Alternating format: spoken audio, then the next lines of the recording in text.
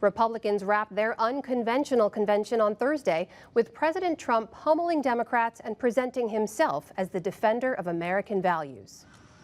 Your vote will decide whether we protect law-abiding Americans or whether we give free rein to violent anarchists and agitators and criminals who threaten our citizens. The convention shattered long-standing norms and violated ethics law. The president used the White House as a political stage, issuing a pardon and naturalizing citizens for the cameras. Amid the COVID-19 pandemic, several speakers downplayed the virus threat. Some promoted questionable public health information. Others fired new rounds in the culture war being waged across the country. Vice President Mike Pence took aim at Democratic nominee Joe Biden, blaming him for protests in American cities. Joe Biden would double down on the very policies that are leading to violence in America's cities. The hard truth is, you won't be safe in Joe Biden's America. Meanwhile, First Lady Melania Trump shared a rare personal reflection on the president, claiming he is best for the country. We all know Donald Trump makes no secrets about how he feels about things. Total honesty is what we as citizens deserve from our president. Whether you like it or not, you always know what he's thinking. Joining us tonight with more insight on the week are four top national reporters. Maggie Haberman is White House correspondent for the New York Times. Errin Haines is editor-at-large for the 19th. Weijia Jiang is White House correspondent for CBS News, and Dan Balz is chief correspondent for the Washington Post. Welcome to you all. And Weijia, let's start with you because you are out there traveling with the president in New Hampshire at his rally tonight. And the story going into the week from the Democrats last week was this is a nation in trouble with the pandemic, the economy, and uncertainty ahead. You're with the president and his team. Do they think that they changed that storyline? Amna, it is incredibly loud, or just was, because the crowd was cheering for the president. But I can tell you that what we heard tonight, what he's talking about right now, is really an extension of what he presented during his acceptance speech yesterday on the South Lawn. And, you know, the campaign promised that he would deliver an optimistic message, an aspirational message.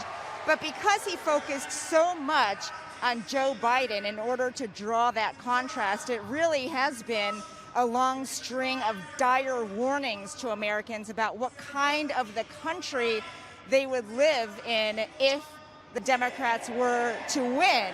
And so instead of focusing on his priorities and focusing on Biden's, it's really not necessarily a hopeful tone, but rather one that sends stark warnings about what could be. Basically saying that Joe Biden will demolish everything that you know and love about American life. Errin Haines, pick up where Weijia left off there. When you think back to the message delivered from the RNC stage each night, the topics they focused on, the voices they chose to elevate, who was the audience they were speaking to? Was it just the base, or was there an effort to open the door a little wider?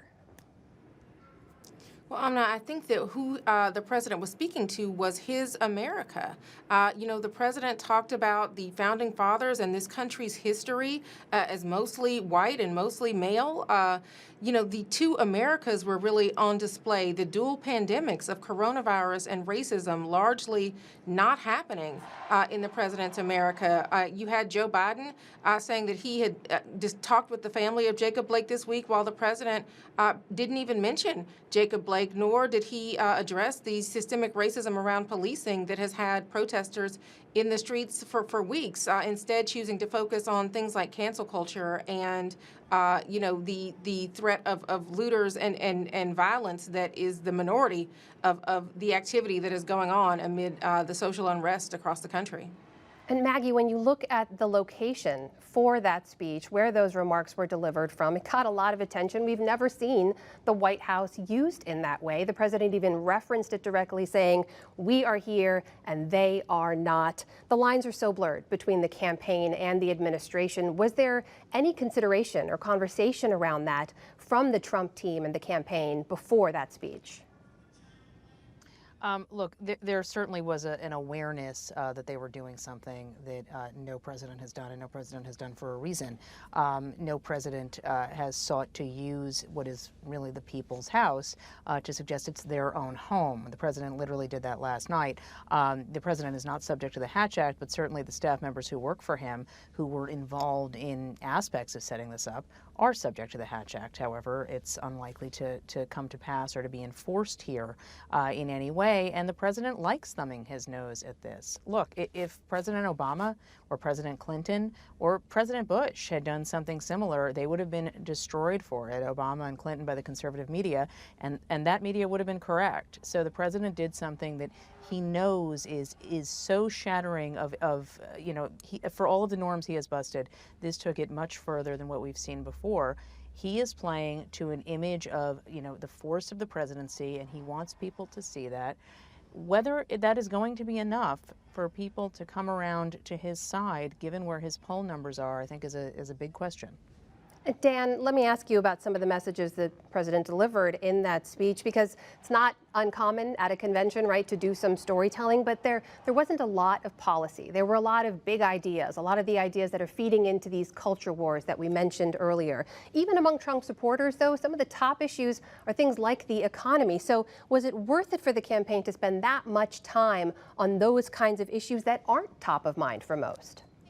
Well, I think, frankly, that he believes clearly that it is worth the time to spend doing what he did rather than outlining policy. Although I have to say, this speech sounded in many ways more like a State of the Union address than an acceptance speech or a campaign speech. There was so much in it.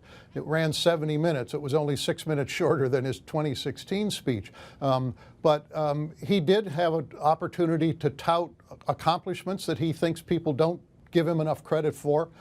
He did talk a little bit about a second term, but the bulk of the speech was to deliver a very harsh message about Joe Biden and a very harsh message about law and order in this country and what that would mean if Biden is elected. And it is a gamble, but I think, as somebody said to me today, they did what they felt they had to do at this convention in order to start to move the campaign back in his direction.